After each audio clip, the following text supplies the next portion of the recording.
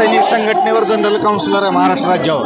तुमच्याविषयी नमस्कार माऊली. माऊली, आपण कोणत्या जिल्ह्यात राहला काय सांगू शकाल का? नमस्कार, मी माजी सैनिक बबन रोकडे, भारतीय माजी सैनिक संघटना शाखा महाराष्ट्र जनरल काउन्सिलर. मी रोहितदादा पवारांच्या आंदोलनाला उपस्थित ह्यासाठी आहे की दादांचं फक्त आंदोलन नाही, हे आंदोलन माझं आहे, हे माझ्या शेतकऱ्यांचं आहे. फक्त सोलापूर जिल्ह्याचं आंदोलन नाही किंवा पंढरपूरचं आंदोलन नाही, हे पूर्ण महाराष्ट्राचं आंदोलन आहे. आणि ह्या आंदोलनाला 100% कर्जमाफी मिळाल्याशिवाय आम्ही आंदोलन बंद करणार नाही. आम्ही शेतकऱ्यांची मुलं आहे. आतापर्यंत आमच्या वडिलांनी सहन केलं, आमच्या आजोबांनी अन्याय सहन केला. आम्ही शेतकऱ्याची मुलं इथून पुढे अन्याय कधी सहन करणार नाही. आपण कोणत्या जिल्ह्यात आलो काय सांगू शकाल? मी तर पंढरपूर तालुका मुडवी गावचा आहे, मेजर बबन रोकडे. दादा, सध्याला सरकार म्हणतं एका दिवसात आर्थिक बळ शेतकऱ्यांना जर कर्जमाफी केली तर अर्थ खातं मजबूत होईल का कच्चं राहील? तसं पाहिलं तर शेतकऱ्याचं कर्ज माफ केल्यानंतर आर्थिक बळ कसलंही ढासळणार नाही, आर्थिक बळ मजबूत राहणार आहे. आता परिस्थिती बघितल्यावर दुष्काळी परिस्थिती उद्भवावं लागली आहे. दुसऱ्या देशातून तेलांची आवक कमी होलेली, गॅसची आवक कमी होलेली, आणि तसं पाहिलं तर शेतकऱ्याला तुम्ही 2-2 लाख रुपये तसंच वाटायला पाहिजे. शेतकऱ्याला कर्जमाफी केल्यानंतर महाराष्ट्राचं आर्थिक जे खातं आहे ते मजबूत होईल का नाही? शेतकऱ्याला कर्जमाफी केल्यानंतर जे आर्थिक खातं आहे ते मजबूतच होणार नाही, ढासळणार नाही. आणि शेतकरी हा असा हिंदुस्थानला शेतकरी असा आहे की तो शोषित वर्ग आहे. प्रत्येक लहान जीवापासून ते मोठ्या मंत्र्यापर्यंत ते शोषण केलं जातं, असा शेतकरी वर्ग आहे. आणि त्याला जर कर्जमाफी केली तर सरकारचं आर्थिक खातं ढासळणार नाही, मजबूत राहणार, 100% मजबूत राहणार. दुसरी गोष्ट अशी की महाराष्ट्रामधील आर्थिक खातं सरकार काय म्हणतंय की एका दिवसात 94% कर्ज माफ करू म्हणतंय. एका दिवसात 94% कर्ज आम्ही माफ करू म्हणतंय सरकार. याच्यावर तुमची प्रतिक्रिया काय आहे? मग कर्जमाफी का करत नाही सरकार? 100% जसं सरकार देवेंद्र फडणवीस साहेब बोलले होते की आमचं सरकार आलं तर 100% शेतकऱ्यांचा सरसकट कर्जमाफी करू आणि सातबारा कोरा करू. म्हणजे त्यांचा बोलण्याचा उद्देश हेच होता की जर शेतकऱ्याला कर्जमाफी दिली तर सरकारच्या तिजोरीवर कुठलाही आर्थिक बोजा पडणार नाही, कुठं चांगलं राहणार आहे.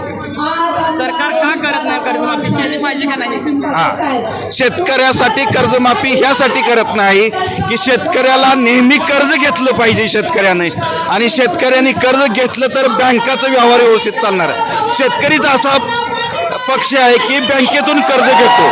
कुठलाही नोकरदार, कुठलाही पक्ष, कुठलाही पुढारी, कुठलाही अधिकारी, कुठलाही नोकर वर्ग बँकेतून कर्ज घेत नाही, फक्त शेतकरी घेतो. आणि सरकारचं धोरण आहे की प्रत्येक वेळेला शेतकऱ्यानेच कर्ज घेतलं पाहिजे. दुसरी गोष्ट अशी आहे की आपल्या या महाराष्ट्रामध्ये सरकारकडून, केंद्र सरकार असेल, राज्य सरकार असेल, यांच्याकडून मोठमोठ्या शेतकऱ्यांसाठी अनुदान भेटते, योजना आहेत, मोठमोठ्या योजना आहेत, पण ते सरकारी अधिकारी ही योजना खालीपर्यंत शेतकऱ्यांना देत नाही. बरोबर. भ्रष्टाचार महाराष्ट्रामध्ये भ्रष्टाचार मोठ्या प्रमाणात आहे. त्याच्यामुळे या महाराष्ट्रामध्ये, भारतामध्ये दुष्काळ पडला आहे. याच्यावर आपलं काय मत आहे? 100% मी सध्या भ्रष्टाचार मुक्त भारत नवी दिल्ली त्या ठगीपीडित जमाकर्ता परिवार म्हणून सचिव म्हणून काम करतोय. आणि आमचं धोरण आहे की देशाला भ्रष्टाचार मुक्त करायचं, आणि सरकारचं धोरण आहे की देशात भ्रष्टाचार वाढला पाहिजे. भ्रष्टाचार वाढला तरच एक दुसऱ्याचं शोषण होणार आहे.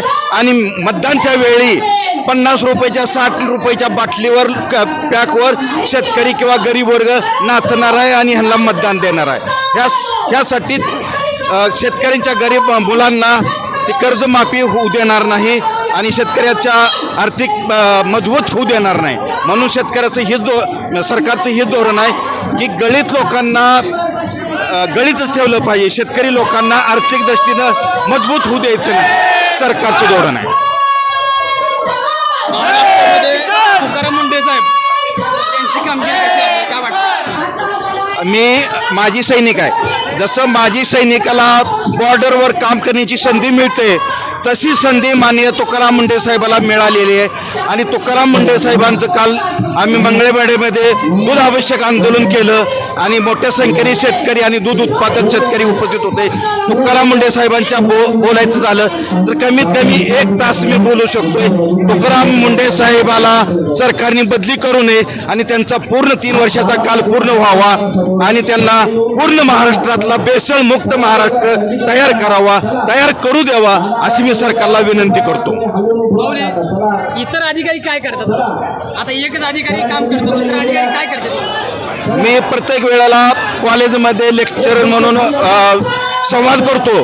कॉलेजच्या मुलाला संवाद करतो, गावातल्या शाळेतल्या मुलाला संवाद करतो आणि त्यांना एकच सांगतो की प्रत्येक गावातून तुकाराम मुंडे तयार झाला पाहिजे, प्रत्येक गलीतून तुकाराम मुंडे तयार झाला पाहिजे, प्रत्येक कॉलेजमधून तुकाराम मुंडा तयार झाला पाहिजे आणि एक दिवस असा येईल की एकटा तुकाराम मुंडे राहणार नाही, पुरा देश तुकाराम मुंडे होईल. आता तुम्ही माहिती दिल्याबद्दल आभारी आहे. अजून छोटासा एक प्रश्न अजून महत्त्वाचा. महाराष्ट्रामध्ये आतापर्यंत एकही सरकारी अधिकारी निलंबित झाला नाही. जोपर्यंत अधिकारी निलंबित होणार नाहीत तोपर्यंत हे महाराष्ट्र आर्थिक भांडवल असेल, शेतकऱ्यांचा फायदा होईल की नाही, काय मत आहे? नाही, जोपर्यंत एखादा अधिकारी एखाद्या केसमध्ये निलंबित होत नाही याचा अर्थ आहे मिलीभगत, तुम बे खाओ और हमारे भी खिलाओ, ही धोरण सरकारचं आहे आणि ह्या धोरणाला आम्ही कट्टर विरोध करतो.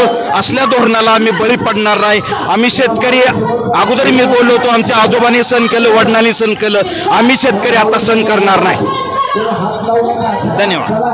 आपण दिलेली माहितीबद्दल धन्यवाद. आपल्या मागण्या जनतेपर्यंत पोहोचण्याचं काम आम्ही करू, त्याबद्दल धन्यवाद.